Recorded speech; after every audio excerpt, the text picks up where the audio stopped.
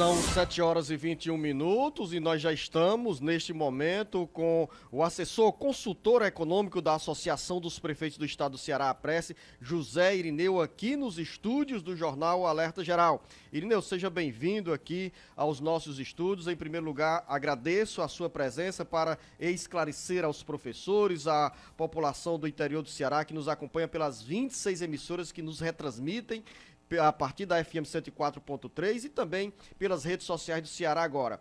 O nosso repórter Sátiro Salles fala sobre o valor do novo piso salarial, do impacto desse reajuste na folha de salários. Afinal, esse impacto compromete as finanças dos municípios de algumas cidades do Ceará, do interior e da Grande Fortaleza? Bom dia. Bom dia, ouvintes. Bom dia, Beto Almeida. Bom dia, Luzanô. Demais aqui. Dizer que primeiro que é um grande prazer estar aqui retornando, viu, Luzanô? Prazer todo nosso. O seu programa tem uma grande qualidade informativa e é um prazer a gente estar aqui para trazer algumas informações, esclarecer alguma coisa. E essa pergunta, Irineu, qual é o impacto, qual é o tamanho da dimensão desse impacto nas contas das prefeituras? Vai ter dificuldade? Qual é a contrapartida que o governo federal apresenta em termos de transferência de recursos para os municípios bancarem essa conta? Olha, na verdade é o seguinte, nós temos um impacto num cálculo, considerando que você gasta 60% do recurso do Fundeb com magistério, mas na verdade hoje a folha dos municípios está em média de 75%, da receita do Fundeb está indo para o magistério. Mas considerando os 60%, nós teríamos um impacto de 420 milhões com esse reajuste. Lógico que você tem o crescimento da despesa, mas você teve também um crescimento de receita, né? Então a gente tem que verificar essas duas coisas. Nós temos um impacto grande para esse ano, porque a receita ela está crescendo em média no estado do Ceará, a receita do Fundeb 1,75% só. Ao ano? Para esse ano todo, a previsão do FNDE é que a receita do Fundeb cresce 1,75%. As nossas estimativas seriam uns 2 pontos a mais, os nossos cálculos, nossos técnicos, chegando a 3,5% a 4% de crescimento. Então, da receita, você tem 12%, 12,84%, 13% no crescimento do salário, então você vai ter um impacto forte. Se você comparar com o ano passado, né? Se a gente já comparar com os 2 últimos anos, a gente vê que já há um certo equilíbrio, né? Embora o piso cresça aí 17,6% nesses últimos 2 anos, você tem um crescimento de receita de 16,5%, né? Mas o grande problema ele se dá através dos anos, né? Se nós formos comparar o ano de 2011 para o ano de 2020, nós tivemos um crescimento de receita nesse período de 74% e um crescimento do piso salarial de 143%, o dobro, né?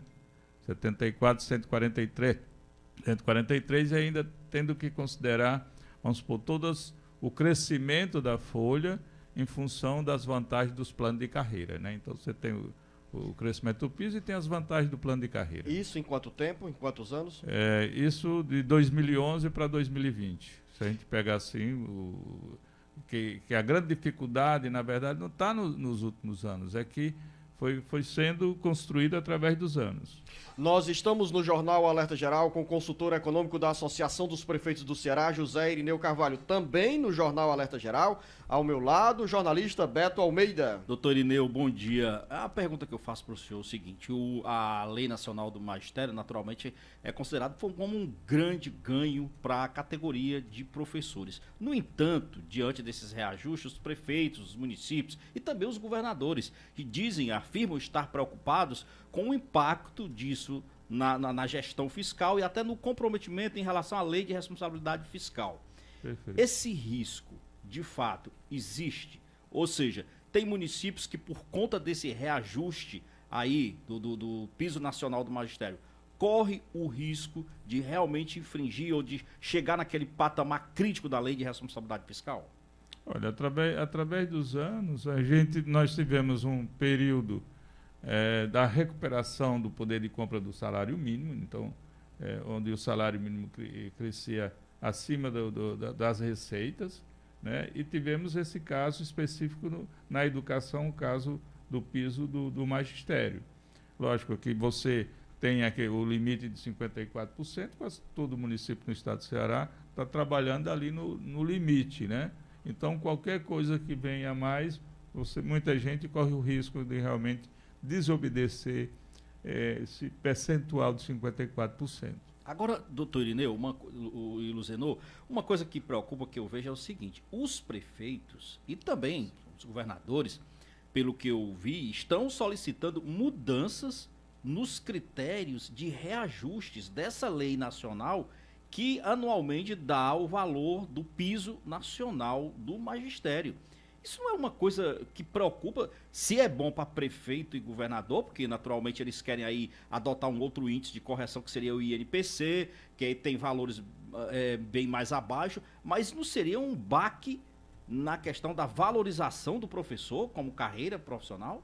Olha, a lei do piso, quando ela foi criada, quando ela chegou no Senado, o Senado ia alterar para colocar como indicador de correção do piso o INPC, porque você tem as vantagens do plano, né? Se você corrige, se você pega toda a receita e joga no reajuste de base, né?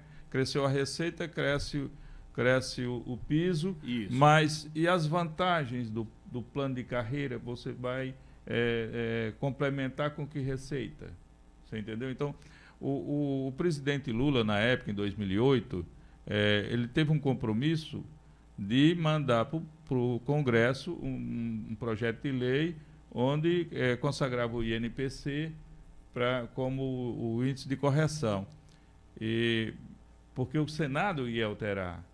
E ele mandou esse projeto de lei, realmente, e tramita até hoje. Quer dizer, ninguém teve a coragem de colocar em prática, né? Então é isso que o senhor, inclusive, como assessor, consultor da APRESE, defende? Eu acho que houve um período vamos supor assim, de estabelecimento o crescimento do piso, né? E agora ele tem que estar, ou se aumenta a receita, que é exatamente a questão do novo Fundeb, né? Exato. Porque hoje se pensa assim, não, o governo manda a receita. Não é verdade. 75% da receita do Fundeb no estado do Ceará é proveniente das receitas do próprio estado e dos municípios, né? Apenas 25%, mais ou menos, que é o complemento da União. Que a União coloca 10% de tudo que é colocado por estados e municípios a nível de Brasil. A União verifica quanto é que foi esse valor e coloca 10%. E distribui esse valor com os estados que têm a menor capacidade de pagamento em função das suas receitas próprias, ou seja, os estados mais pobres. São 7h30, nós estamos no Jornal Alerta Geral, conversando a partir da FM 104.3 pelas redes sociais do Ceará Agora e para outras 26 emissoras do interior do Ceará, com o consultor econômico da Associação dos Prefeitos do Ceará, APRESE, José Irineu Carvalho. Daqui a pouco a gente volta para falar com o José Irineu, porque eu tenho uma pergunta sobre a situação financeira dos municípios em relação às prefeituras que deixaram ou não de pagar o 13º salário em 2019. O Ceará inteiro ligado através da informação. Alerta Geral.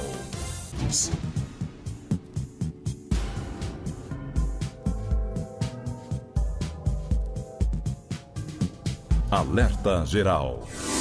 São 7h32. Fazer uma correção em relação a essa informação que o SATS nos trouxe em relação ao piso salarial do magistério. O piso salarial passou a partir de 1º de janeiro deste ano para os professores para R$ 2.886, um reajuste de 12,84%. Feita a correção, jornalista Beto Almeida, eu retomo a conversa com o Dr. José Irineu Carvalho, perguntando o seguinte: dos 184 municípios do Ceará, quantos deixaram de pagar o 13º salário ou atrasaram a folha de dezembro numa compensação diante das dificuldades, das limitações que os gestores alegavam ter, ou todo mundo pagou o 13º salário, doutor José Irineu? Na verdade, é mais fácil você atrasar o mês de dezembro do que deixar de pagar o 13º. As penalidades são diferentes, né?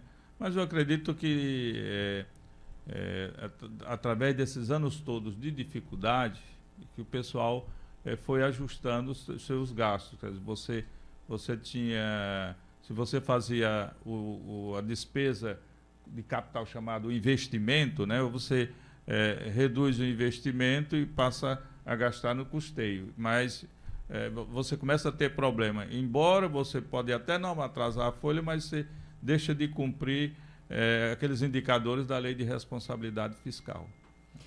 São 7h34. Qual é o cenário de 2020 em ano de eleição e de reeleição nos municípios? Muitos prefeitos estão aí enfrentando problemas com a Lei de Responsabilidade Fiscal. Tem muitas prefeituras, Irineu, com o teto de pagamentos estourado. Olha, Luzano, eu acho que o último ano que o prefeito pôde dormir tranquilo foi 2011. Foi 2011, 2012. Que realmente foi o último ano, principalmente na educação, de grandes receitas, né? Daí para cá, vem em seguida veio a crise econômica que afetou todo mundo, né? No caso do país, né? E você tem um certo equilíbrio nos últimos anos, mas o equilíbrio em termos de crescimento, mas vamos supor, eu cresci em 5, aumentei a despesa em 5. Mas eu já tinha uma defasagem muito grande em função do desequilíbrio de 2012 para cá, certo? Em 2012 até 2017, aí começou a haver. Mas eu já estava com, vamos supor, uma linguagem mais simples, com um determinado buraco, e aquele buraco não foi tapado ainda, né? Ele deixou de crescer, mas ele continua lá do mesmo tamanho que estava. São 7h35. Eu quero agradecer a presença do assessor, do consultor da área econômica da APRESE, Associação dos Prefeitos do Ceará, José Irineu Carvalho, aqui nos estúdios do Jornal Alerta Geral, com essas informações sobre a situação do magistério nos municípios do Ceará. Irineu, nosso muito obrigado, bom dia e um bom trabalho. Eu que agradeço a oportunidade de participar de um programa com essa qualidade e dizer que a gente está sempre às ordens para trazer esclarecimentos.